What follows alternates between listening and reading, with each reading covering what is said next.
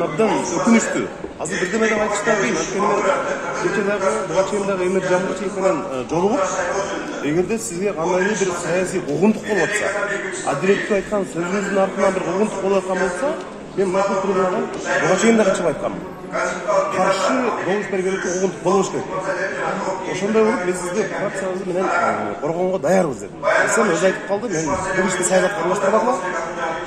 Анча-мынча менде жоопкерчилик бар. Onu hem terbiye anık da aydı. Oşunduktan Fransız bilen kandaydır bir çeşim kabul alağında şaşpakla. Hemen özünün ötülükü. Şundayla başka diktatlarına da gayrı men işimen kandaydır bir siyasat izleyegile degen söz bol.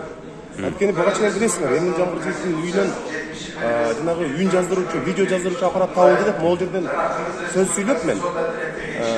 Ал үчүн дагы ГКМБда 4 саат суракталып чыкканмын. Кайсы жерден табылды, эмне табылды деп. Анда дагы мындай далилденбей калып, ичине мындай уят болгон учурлар болгон да эми, туурасы. Азыр биздин фракция үчүн абдан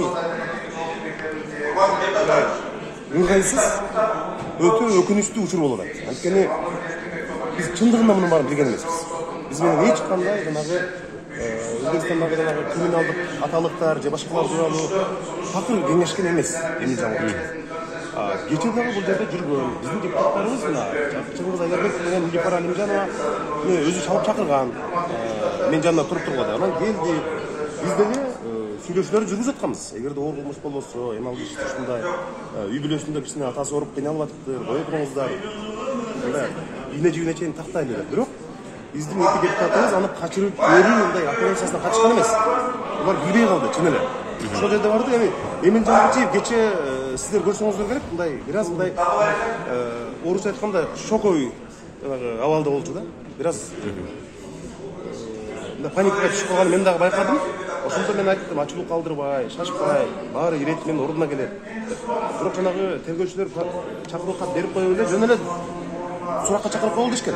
Анын баарын биз билчүбүз, бирок жанагындай экинчи кабаттан качкан сыяктуу бир мындай аябай өкүнүчтүү окуялар болуп калды да.